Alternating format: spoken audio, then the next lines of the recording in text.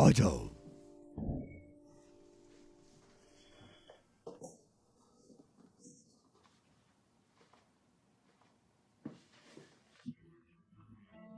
तुम जानते हो कि सुल्तान इसके काबिल नहीं है।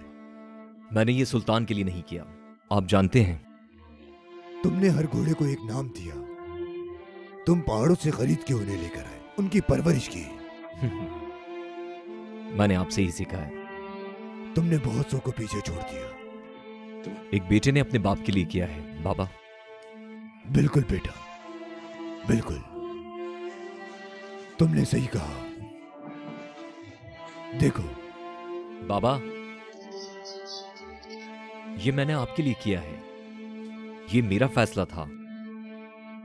उस वक्त हम मुश्किल में थे, उन हालात में यही हो सकता था। मुझे जो बेहतर लगा मैंने वही किया।